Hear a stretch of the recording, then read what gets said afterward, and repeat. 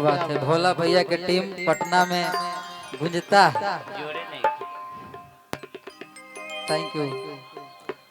चलिए आज बबुआ के बर्थडे बा, जन्मदिन बा, तो हम चाहे कि एगो हमार माई बहन जो गीत गाती है, पारंपरिक गीत है, सोहर के गीत, ऐसे तो हमने के 1000 गाना हिट है। ठीक है, होली गा देंगे आपका, लेकिन एगो दुगो सोहर गावे तो हमारा हाँ गा देंगे। क्रिस का सुनेगा गाना, हाँ होली हम गाए हैं, क्रिस का सुनेगा गाना गा देंगे। लेकिन हम चाहेंगे कि एगो पारंपरिक सोहर हो जाए, उसके बाद आप लोग जे कहिएगा सो होगा। एकदम सीधा सीधा एगो सोहरे में भोला भैया कि जुग जुग जिया तू ललनावा, भवनवा के भाग जागल हो। आज बबुआ का जन्मदिन है, एक आशीर्वाद हम गा के देते हैं बबू के, पूरे परिवार के आशीर्वाद है। उनका नाना नानी, नाना भी उपस्थित है, बाबू के फूफा भी उपस्थित हैं, सब लोग उपस्थित हैं कि जुग जुग जिया तू ललनावा, भवनवा के भाग जागल हो।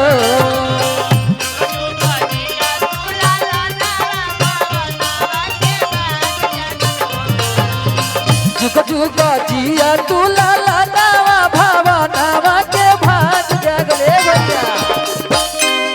बोला भैया कि ललना लाल होई है, फुलवा के दीपक मनवा पे आस लगल हो।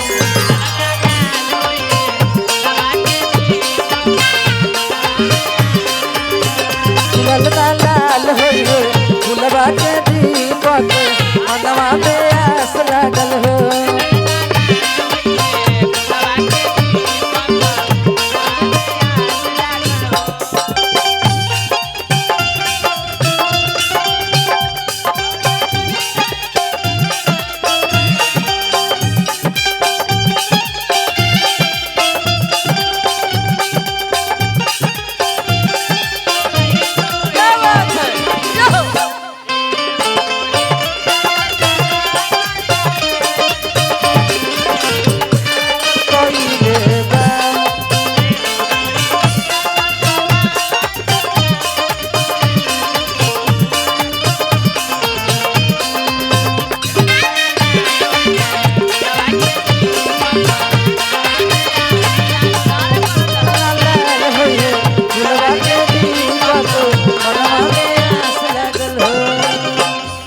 और हमारे गणपति वाटिका के मालिक संजय यादव जी की तरफ से बहुत बहुत पुरस्कार और पूरे परिवार के आशीर्वाद बाबू पर बनल रहे।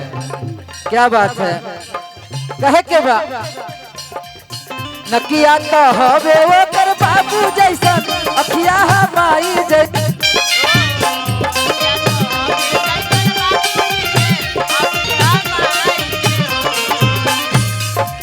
हेलो हेलो बाबू के हेलो नाना के तरफ से बहुत पुरस्कार। अखिया तो हवे उनकर नाना जैसन, अखिया माई जैसन हो।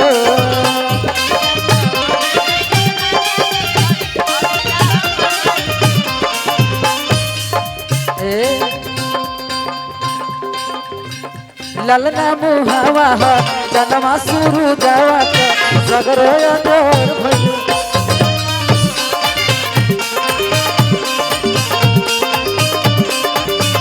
ललना मुहावा जनमा शुरू जावा सगरो अदोर भइल।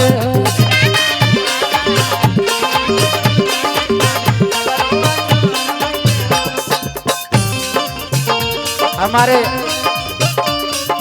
बउआ के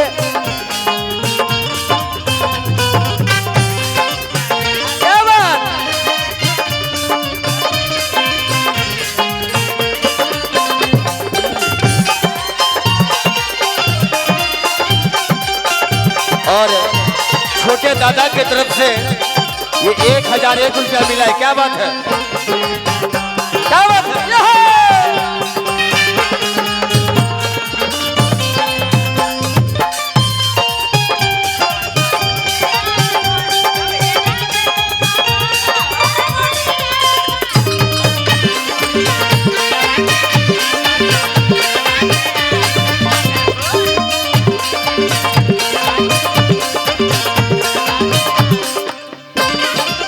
और हमारे बाबू के दादा रंजीत यादव जी की तरफ से बहुत बहुत पुरस्कार। दादा की तरह बाबू भी सियान होकर के अपना नाम रोशन करे, बाबू के ही आशीर्वाद देंगे। कहे के बा मुहवा तो हवे उनकर दादा जैसन, सतिया दादी जैसन हो।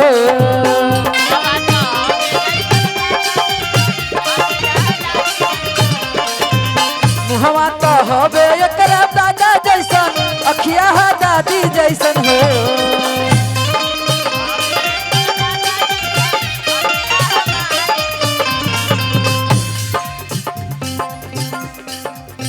और बाबू के पूरे परिवार जिसका आज बर्थडे है, सब लोग अच्छे हैं। उनकर मामू मवानी सब, बाबू के दादाजी के दोस्त आप भी तो दादे हैं।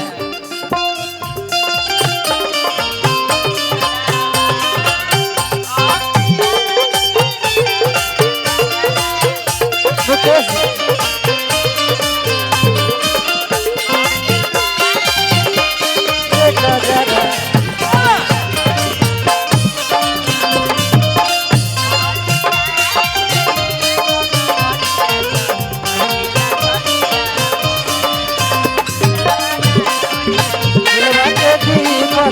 मनवा में आस लागल हो, ललवा लाल होई है, दिलवा के दी